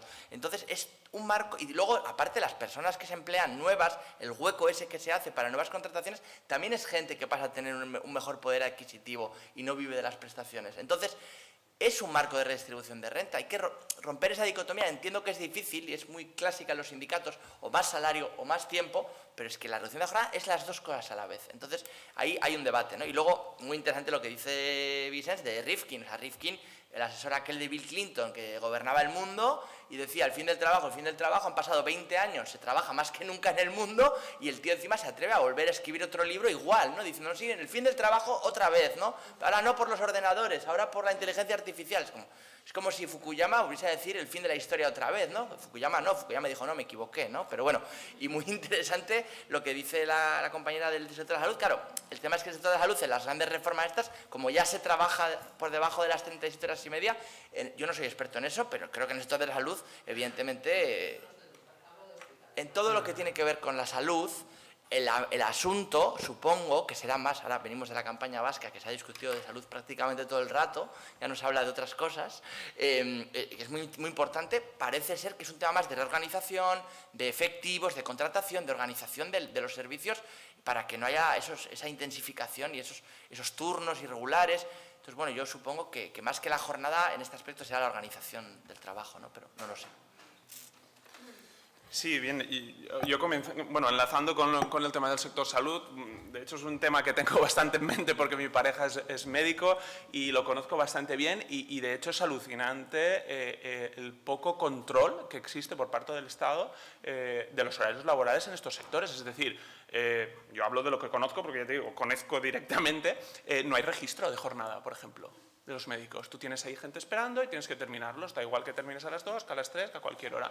¿Eso qué manera de funcionar es? Es decir, estamos intentando implementar registros de jornada y otro tipo de medidas para controlar la jornada laboral en el sector privado cuando en el sector público se hacen trampas al solitario. Es decir, toda la legislación que acompaña a la organización del tiempo de trabajo, por ejemplo en el sector salud, es que está directamente orientada a falsear el número de horas que se realizan, a realizar cómputos extraños, las guardias de 24 horas que son un anacronismo que no existen en ningún otro lugar de Europa. Es decir, el tema del sector salud es precisamente... Es un ejemplo descorazonador muchas veces porque ves como el propio sector público, que se supone que tendría que promover unas condiciones de trabajo y de organización del tiempo de trabajo más saludables, y más en el sector salud, que luego, claro, tenemos a los profesionales sanitarios enfermos. A los propios profesionales sanitarios son los que están sufriendo pues, una epidemia de enfermedad de salud mental, etcétera, y luego tenemos unas vacantes espectaculares, ¿no? en estos ámbitos, como se está comentando. Por tanto, es un sector donde yo creo que, claro, ¿qué hace falta en el sector salud? Hace falta mejorar las condiciones de trabajo, mejorar la remuneración. Es que la solución pasa necesariamente por ahí. Contratar a más gente. Es que hay que cubrir y dar un servicio, pero es que hay una insuficiencia muy clara, ¿no? Por tanto, aquí la solución es simple, lo que pasa es que no se quiere abordar, ¿no? Que es al final contratar a más personal, sencillamente establecer turnos rotatorios, registros de jornada, etcétera. Todo ese tipo de cosas que en otros sitios pues más o menos serían normales, ¿no? Por tanto, yo creo que sí que es importante hacer una reflexión sobre este sector, igual que sobre el sector de los cuidados, etcétera, porque son sectores que cada vez van a ser más fundamentales para nuestras vidas. Entonces, yo creo que esto es muy importante. Luego, por lo que comentaba Vicens, 2 apuntes solo, ¿no? En el tema de los horarios comerciales, claro, a ver, al final todo el mundo, o sea, yo no tengo la sensación de que la percepción, digamos, de la opinión pública sea tan hostil. Es decir, creo que hay una serie de voces que sí que tienen mucha influencia y son muy potentes y que consiguen imponer su relato. Pero al final todo el mundo tenemos gente, conocidos, amigos que trabajan en este sector y sabemos bueno, lo jodido que es llegar tardísimo a casa, no tener vacaciones, etcétera, ¿no? Por tanto, yo creo que aquí quiero pensar que sí que hay un camino por recorrer y, de hecho, el número creciente de vacantes que existen, estamos ahora mismo en cifras récord de vacantes en España, tienen también mucho que ver con todo esto. La gente está cambiando sus prioridades, se comentaba esta mañana, mucha gente no está dispuesta ya a aceptar ese tipo de horarios, ese tipo de trabajos, ¿no? Por tanto, aquí yo creo que sí que es importante también los referentes, ¿no? Cuando hablamos de estas cuestiones de la desigualdad, ¿no? Mucha gente en muchos debates, cuando hablamos, por ejemplo, de la semana laboral de 4 días, lo apunta, ¿no? Esto es una medida que solo afectará a un segmento muy concreto, generará más desigualdad, etcétera, pues que esta desigualdad ya existe en la actualidad, ¿no? Por tanto, yo creo que generar referentes, generar nuevos paradigmas, como decía antes, que puede ser la jornada laboral de 4 días o 32 horas, o bueno, ahí hay mucho debate, ¿no? Pero sí que es útil para que la gente empiece a cambiar el chip, ¿no? Y es que yo creo que lo hemos visto con la pandemia, el teletrabajo, son cosas que han empezado a cambiar el chip de la gente, ¿no? Por tanto, yo creo que esto es importante. Y para terminar, simplemente muy rápido, la cuestión de la tecnología. Efectivamente, la evidencia histórica es que todos los argumentos que sostenían que la tecnología nos liberaría de trabajo, hasta el momento han sido equivocados. Pero eso no quiere decir que lo vayan a hacer siempre. Es decir, yo creo que, por ejemplo, ahora el potencial que se ha abierto con lo que llaman la inteligencia artificial general, que ya no es que realice tareas que nosotros hagamos mejor que nosotros, sino es que realiza un conjunto muy amplio de tareas. Es decir, no sustituye a un profesional concreto, una tarea concreta, es que puede sustituir muchas cosas. Entonces, esto yo creo que sí que merece una reflexión, es decir, creo que sí que cambia muchas cosas. Entonces, no estoy plenamente seguro de que realmente una cosa que históricamente haya sido así no tenga por qué seguir siendo así. Es decir, creo que sí que existe un potencial muy importante de reemplazo de puestos de trabajo por parte de la tecnología y tendremos que abordarlo y estudiarlo y seguramente a lo mejor no sea tan rápido como se plantea, pero creo que sí que está ahí y creo que hay elementos, ya digo, como el tema de la inteligencia artificial general, que cambian por completo el marco sobre el cual hasta ahora habíamos estado tratando estos temas. Perfecto, Joan. Emma, últimas aportaciones. Bien, sí, yo comenzando por el tema del pluriempleo, es una de las cuestiones efectivamente que más han de tenerse en cuenta por parte del legislador a la hora de implementar esta reducción de jornada, es como el trabajo a tiempo parcial, las jornadas especiales, todas estas situaciones distintas, ¿no? Pues tienen que tener un foco especial y así ya se está planteando por parte de la doctrina y ya lo estamos estudiando. La conclusión es tristísima porque de momento, y también tal y como está configurado el tiempo de trabajo y como se ha ordenado tanto desde la perspectiva internacional como desde la perspectiva interna y comunitaria, existe libertad para que la persona trabajadora pueda trabajar donde quiera y como quiera. Solo existe limitada la jornada laboral en relación con el pluriempleo cuando es para el mismo empleador. Si no, no se puede limitar, ¿no? El propio artículo 35.1 de la Constitución nos habla del derecho al trabajo con la libertad de profesión o oficio sin posibilidad de limitar esto. Bien. Más allá de esto, ha habido alguna experiencia en Grecia mejorable, pero bueno, en España, más o menos en la última EPA, yo tengo aquí los datos que los pluriempleados representan un 2,8%. Es un poco más baja que la que existe en Europa, que está en torno al 3,9%. Esto, de todas formas, son los datos declarados, porque como han expuesto brillantemente mis compañeros, ¿a qué se debe el pluriempleo? Bueno, pues que trabajo más porque necesito y trabajo en más puestos porque necesito más pasta. Yo a mis alumnos, cuando les explico cómo apareció el fenómeno de los riders, siempre les digo, esto no eran personas que decidieron coger una bici y ponerse a llevar comida a un sitio a otro. Es que eran personas que no les llegaba con lo que ganaban, trabajadores pobres, aquel concepto del año 2017 tan, bueno, en fin, tan claro, y decidieron empezar a hacer otro tipo de trabajo en sus tiempos libres, precisamente para ganar algo más de dinero y poder afrontar esas cargas de hipotecas, en fin, todo lo que se ha dicho. Por lo tanto, esto tiene que ver con una precarización del salario, claro. Y todo esto nos lleva, y ya termino, que el tiempo efectivamente es solo precisamente a esta circunstancia de que las nuevas tecnologías, de que la nueva situación en la que estamos no puede llevar a que nuestro tiempo de trabajo valga lo mismo. Yo no sé si estamos ante una revolución tecnológica verdaderamente disruptiva, que vaya a cambiarlo todo o no. Yo lo que tengo claro, por lo que hemos trabajado y trabajamos, es porque el tiempo de trabajo y el tiempo de no trabajo tienen que ser tiempos de calidad y no es lo mismo ahora, en la actualidad, la labor que desempeña una persona trabajadora y la forma de llevarlo a cabo y las capacidades que muchas veces tiene que desarrollar. Y precisamente en relación con los empleados de la salud, comparto todas las críticas que se han vertido y, por supuesto, es absolutamente obsoleta la normativa que existe en relación con estos trabajadores de la salud. Sí, tengo que decir que no ocurre en toda la administración pública, o sea, la afirmación de que los empleados públicos son los que más incumplimos en relación con la jornada, pues hombre, no tanto, pero sí, desde luego, en el ámbito de la administración pública, y los profesionales de la salud son unos maltratados, diríamos, y personas maltratadas en relación con estos aspectos y con horarios de trabajo tan perniciosos. Y no es por repetirme, pero la transposición de la Directiva 1152 incide también en esta cuestión, toca todo lo que tiene que ver con las jornadas de trabajo especiales y toca y han de tocarse todo lo que tiene que ver también con la relación del pluriempleo. ¿Permite limitarlo? No permite limitarlo al mismo nivel, pero sí establece que hay que tomar en cuenta estas realidades para que se establezcan límites generales. Veremos cómo se hace, porque ya digo que es harto complicado desde un punto de vista técnicamente técnico-jurídico, ¿vale? Porque toda la normativa interna, pero también internacional, es muy respetuosa respecto a esas posibilidades de otros trabajos. Insisto, esto viene dado, y lo decía, lo explicaba de una manera clarísima, porque si no ganas lo suficiente, pues tienes que buscarte las habichuelas donde sea y como sea.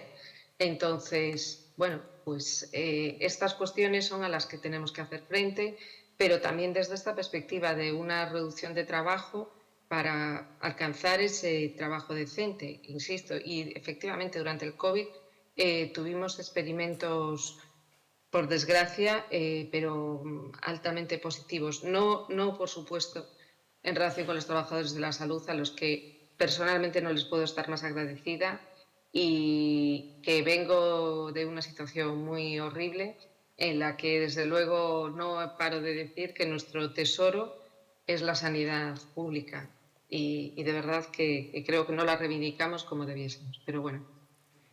Con esta reflexión, Marta, termino, que casi es una reflexión personal, absolutamente así, al paso de reclamar efectivamente unas condiciones laborales dignas para todos y todas. Muchísimas gracias, pues muchísimas gracias por vuestras intervenciones, Emma, John, Joan. Hemos hablado de evidencias, hemos visto que otros países están haciendo muchos pilotos, pero aquí en España vamos un paso más, ¿vale?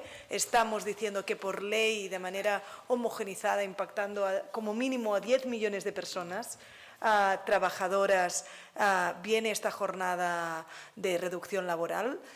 Tiene muchos beneficios, los hemos hablado, económicos, sociales, desde un punto de vista de igualdad, desde un punto de salud, pero aún tiene retos, como habéis apuntado, hay cosas que aún tienen que continuarse trabajando. Y justamente por esto, ¿vale? Esta tarde, ¿qué vamos a hacer? Esta tarde os invito a todos a continuar con nosotras. A las 2:30 empezaremos la siguiente sesión que se titula Retos para la transformación del tiempo laboral más allá, ¿vale? Más allá de la reducción de jornada. En esta tarde contaremos con la ponencia inaugural de la profesora Raquel Serrano, pero sobre todo nos hace mucha ilusión una mesa con los actores sociales, que al final son los que a día de hoy estáis en la mesa de debate, y vamos a poder hablar de los retos para implementar esto en el tejido productivo. Nos acompañará Silvia Miró por parte de PIMEC, Cristina Torre por parte de Comisiones Obreras y también Nuria Gijaldo por parte de UGT. Muchísimas gracias a todos, nos vemos a las 2:30, ahora descansad que nos lo merecemos. Muchísimas gracias.